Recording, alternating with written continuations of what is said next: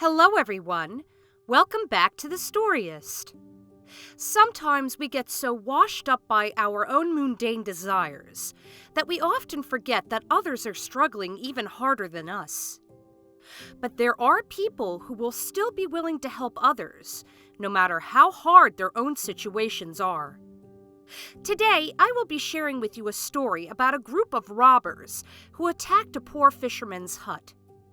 Once they saw what was inside, it was already too late for them to run. Stay until the end of the video to find out what happened. Casper is a very poor man with a very huge family. He has 3 sons and 3 daughters, a wife, and they are all living together in a makeshift hut. He knows he is too poor to send his children to school, but he has no choice either. He grew up in a poor neighborhood, to a penniless family. When he was younger, he and his family used to live in the same makeshift hut his father made when he was just a little boy. He would wander the streets to sell rugs and candles, while his brothers and sisters would do so too. His parents both had no proper jobs, and if they did, they would use half of their earnings to gambling and drinking, and nothing would be left for them. He did not go to school because their family could not afford it. So, as a result, he was also robbed of the chance to land a better job when he reached the age of 18. As he grew up, he only had jobs that were too simple for him, as those were the only jobs he would be qualified for as well. Construction work, lifting things from the port, and many other jobs that were not stable. He would not say it to anyone, but he felt so disappointed in himself that he grew up to be just the same way his parents had been. The only difference was that he does not drink or gamble, but his situation is not even slightly remote to his life before.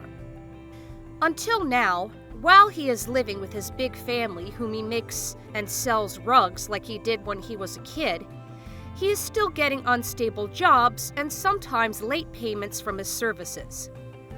As he did not finish any level of education, he can't land any better paying job.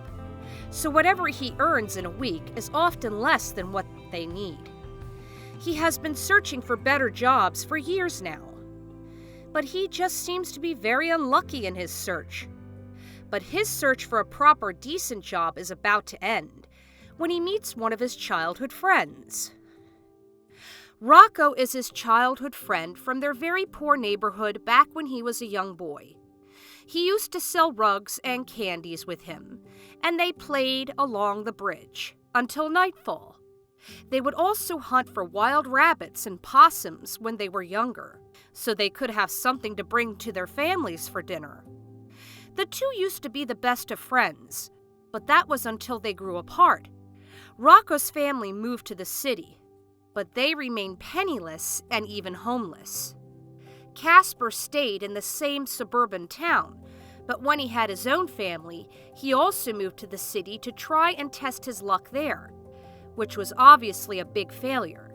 That is why he is beyond shocked when he runs across Rocco in the streets of the big city. It is a cold night. Casper is on his way home from a job at the port. As he is walking, a familiar silhouette draws near above the fine white lights of the city. As the figure moves closer, he immediately recognizes him as his childhood best friend. "Rocco?" Casper says in awe. The man looks up and is surprised to see Casper as well. They exchange greetings and ask each other about their lives. Rocco is so surprised to see Casper is in the city as well, but he never imagined Casper would leave their hometown. He says that Casper used to be the scaredy little kid who was always afraid to get in trouble, so he was always inside his comfort zone.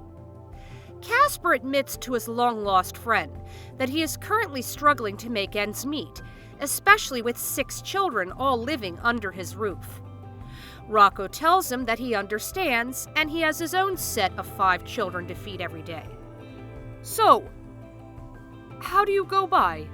Do you have a decent job here in the city?" asks Casper. He knows that Rocco was not able to study in school as well because they were both in the same situation growing up.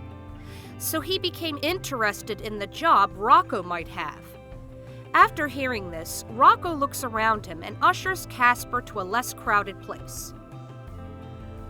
"I wouldn't call it decent, but it is a job, and isn't that what we need?" replies Rocco in a low tone. Casper knows that Rocco is pertaining to a job too dangerous for him.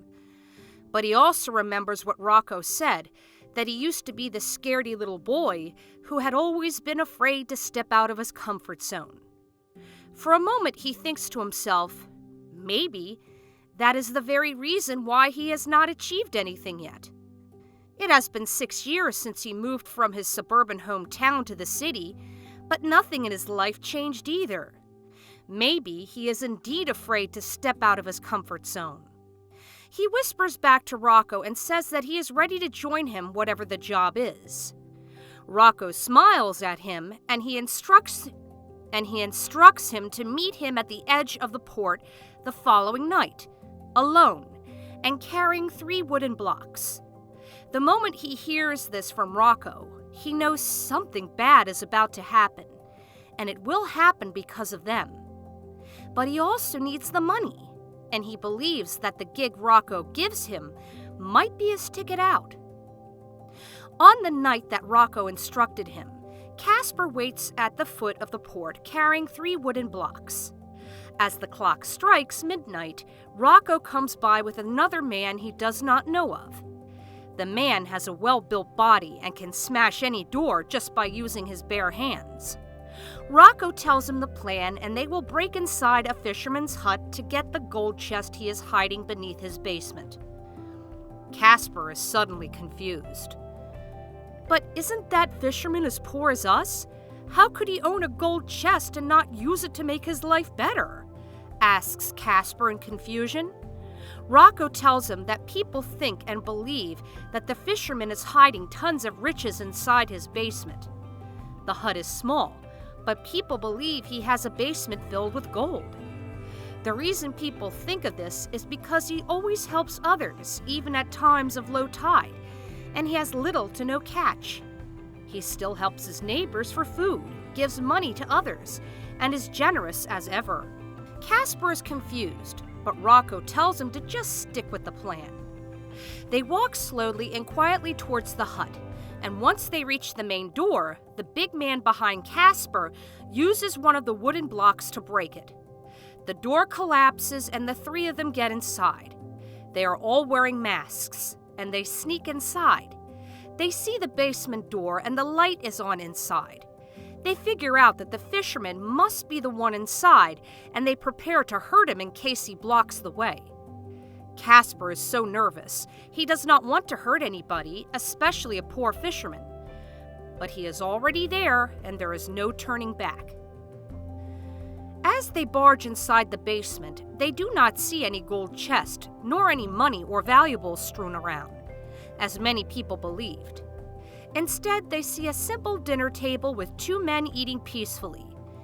At the other end sits the old fisherman, and at the opposite end sits a young adult who is wearing a police badge. Rocco sees this. He tries to flee the place, but the basement is locked from the outside, and Casper accidentally smashes it when they enter. The policeman arrests the 3 of them, and he brings them to the police station. Casper apologizes, telling him that he has no intention of barging in, if it isn't for a situation. Unlike Rocco, the other guy, who frequents jail, it is Casper's first time getting caught, so he stays only 1 night in prison. But before he gets out, he asks the policeman what he is doing inside the fisherman's basement, and he replies, "He is my father, and the reason why he always visits his basement is because that's the only place where we can eat in peace. He helps a lot of people, but that doesn't mean he is wealthy. He still helps, even if it costs him everything." Casper apologizes again to the man and goes back to finding decent jobs. That's all for today. We hope you enjoyed that video, and we'll see you in the next.